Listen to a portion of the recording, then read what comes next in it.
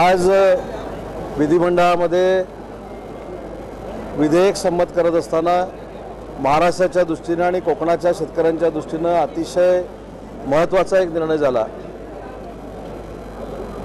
मागच्या वेळी अधिवेशनामध्ये एक विधेयक झाड तोडल्यानंतर 50,000 रुपये दंड अशा विधेयकाचा ऑर्डिनन्स आम्ही काढलेला होता आणि त्याच्यानंतर आचारसंहिता लागल्यामुळे आमच्या विशेषतः कोकणातल्या शेतकऱ्यांची जी मागणी होती, जे शेतकरी झाडं तोडून त्यांची उपजीविका करतात परंतु परवानगी घेऊन ते झाडं तोडतात, अशा लोकांची जी मागणी होती ती आचारसंहितेमध्ये आम्ही पूर्ण करू शकलो नाही।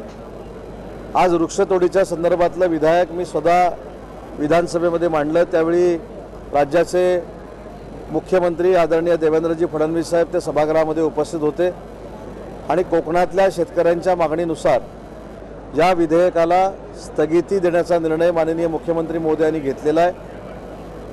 1,000 रुपयाचा दंड जो 50,000 रुपये केला होता त्या दंडामध्ये वाढ करण्याचा निर्णय नक्की झालेला आहे, परंतु तो 50,000 असावा, 25,000 असावा की 10,000 रुपये असावा यासाठी एक समिती गठीत करून 90 दिवसामध्ये हा निर्णय घेण्याचे सुतोवाच माननीय मुख्यमंत्र्यांनी केलेले आहेत। त्याच्यामुळे एक झाड तोडल्यानंतर 1,000 रुपयाचा जो दंड 50,000 रुपये झाला होता तो थांबवण्याचा आणि त्या विधेयकाला स्थगिती देण्याचा निर्णय म्हणजेच कोकणातल्या आणि महाराष्ट्रातल्या शेतकऱ्यांच्या मनातला निर्णय घेण्याचं काम आज महायुतीच्या सरकारनं विधानसभेमध्ये केलेलं आहे। उद्धव ठाकरेंनी मुख्यमंत्र्यांची भेट घेतली, सोबत म्हणून काम केलं पाहिजे, निवडणूक जरी विरोधात लढलं असलं तरी आपण आता महाराष्ट्र राज्यासाठी कामं जे आहेत एकत्र मिळून केले पाहिजे अशा प्रकारे त्यांनी वक्तव्य केलेले। कसं या भेटीकडे तुम्ही बघता? नाही, या भेटीकडे बघताना मी अजिबात राजकीय बघत नाही। महाराष्ट्र राज्याच्या मुख्यमंत्र्यांना विरोधी पक्षाच्या पक्षप्रमुखांनी येऊन भेटणं हे काही देशामध्ये नव्यानंच झालेलं नाही, अनेक राज्यांमध्ये असं घडलेलं आहे, महाराष्ट्र राज्यामध्ये घडतंय।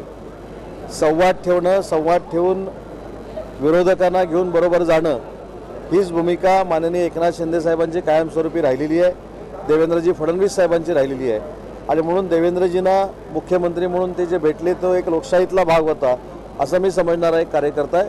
त्याच्यामुळे त्याच्यामध्ये राजकीय काय वेगळी चर्चा झाली असेल त्याच्याशी मी अजिबात सहमत नाही आणि म्हणून जी भेट झाली त्याचं मी स्वागत करतो। आम्ही आता भविष्यामध्ये महायुती म्हणून जे काही निर्णय घेऊ त्या निर्णयाला शिवसेना उभाठा ही पाठिंबा देईल याची खात्री देखील व्यक्त करतो। कायदा आणि सुरक्षेवरती विरोधक आक्रमक होत असताना मुंबईत एक घटना घडली आहे। AC महिलांच्या ट्रेनमध्ये एक रुग्णावस्थेतली व्यक्ती आली, आक्षेपार्ह अवस्थेत तो आला आणि महिलांच्या डब्यात त्यांनी गोंधळ घातला। रेल्वेची सुरक्षा आणि पुन्हा मुंबईतल्या महिलांची सुरक्षा ऐरणीवर त्याच्यामुळे आलेली। या प्रसंगानंतर हा प्रसंग पुन्हा घडणार नाही, याची पुनरावृत्ती होणार नाही अशा पद्धतीची कडक भूमिका रेल्वे प्रशासनानं घेणं आवश्यक आहे, मुंबई पोलिसांना देखील घेणं आवश्यक आहे। सरकार म्हणून आम्ही नक्की त्याच्यामध्ये लक्ष घालू आणि राज्याचे मुख्यमंत्री आणि दोन्ही उपमुख्यमंत्री संवेदनशील असल्यामुळं अशी घटना परत घडणार नाही याची दक्षता पोलिसांकडनं घ्यावी अशा पद्धतीच्या सूचना देखील जातील आणि ज्या व्यक्तीनं हे कृत्य केलेलं आहे त्याच्यावर देखील कडक कारवाई होईल। सभापती पदाची उद्या निवडणूक आहे, शिवसेनेचा सभापती पदाचा दावा आहे का भाजप सुद्धा स्ट्रॉंग दावा करते, काय असणार आहे उद्याचं चित्र कोण फॉर्म आहे? विधान परिषदेच्या सभापतीची निवडणूक उद्या होते। सभापती कोण असावा, भाजपचा असावा, शिवसेनेचा असावा की राष्ट्रवादी काँग्रेस पार्टीचा असावा हे ठरवण्याचे शिवसेनेचे सगळे अधिकार आमचे मुख्य नेते एकनाथ शिंदे साहेबांना आम्ही दिलेले आहेत। त्याच्यामुळे एकनाथ शिंदे साहेब विधान परिषदेच्या सभापती पदाबाबत जो काही निर्णय घेतील तो आम्हाला मान्य राहील। खातेवाटपासंदर्भात निर्णय होत नाही, आज खातेवाटप होईल का, पोर्टफोलिओ कोणाला, त्या चर्चेला उत्तर देताना संबंधित मंत्री तिकडे अपेक्षित असणार। आपण आज देखील बघितलं असेल की चर्चेमध्ये खातेवाटप झालेलं नाही म्हणून मंत्री कोण उत्तर देत नाहीत अशातला भाग नाही। म्हणूनच मी सांगितलं की मंत्री खातेवाटप झालेलं नसताना देखील शेतकऱ्यांचा प्रश्न सोडवण्यामध्ये आम्ही यशस्वी झालो आणि माननीय मुख्यमंत्री महोदयांनी स्पष्ट असं सांगितलं की 2 ते 3 दिवसामध्ये खातेवाटप होईल। दुसरा दिवस आज रात्री 12 वाजता संपणार आहे आणि तिसरा दिवस उद्या 12 वाजता संपणार आहे। त्याच्यामुळे उद्या 12 वाजेपर्यंतची मुदत आहे सांगितलेल्या आश्वासनाला, त्याच्यामुळे उद्या 12 वाजायच्या अगोदर खातेवाटप होईल याची आपण सगळ्यांनी खात्री बाळगा। नवीन खाती मिळण्याची शक्यता आहे का, काही अतिरिक्त खाती मिळण्याची शक्यता आहे का? मगाशी जे मी शिवसेनेच्या बाबतीमध्ये सांगितलं तेच याचं उत्तर आहे।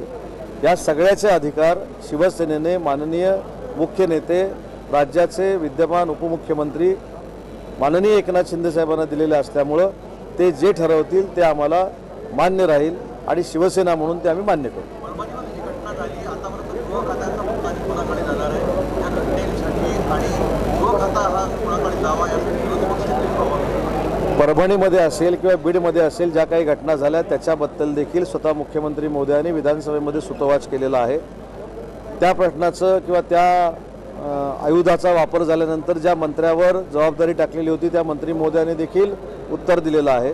परभणीच्या बाबतीमध्ये किती लोकांना अटक केलं आहे, काय झालं हे देखील त्या उत्तरामध्ये आलेलं आहे. आणि बीडच्या बाबतीमध्ये देखील आम्ही काय कारवाई करतोय हे देखील विधान परिषदेमध्ये आणि विधानसभेमध्ये मंत्री महोदयांनी सांगितलेलं आहे. वन नेशन वन इलेक्शनच्या बाबतीमध्ये जी कमिटमेंट होती माननीय पंतप्रधान मोदी यांची ती त्यांनी पूर्ण केलेली आहे. या निर्णयामुळं अतिशय सुसूत्रता ह्या सगळ्या सिस्टीममध्ये येणार आहे आणि असा प्रयोग हा काय पहिल्यांदा होतो याच्यातला भाग नाही. परंतु माननीय पंतप्रधान मोदी यांनी जे सांगितलं होतं त्याच्यानंतर कमिटी झालेली होती. कॅबिनेटमध्ये केंद्र शासनाचं ते अप्रुव्हल मिळालेलं होतं आणि ते लोकसभेमध्ये आणायचं होतं. ते आज लोकसभेमध्ये आणलं गेलेलं आहे.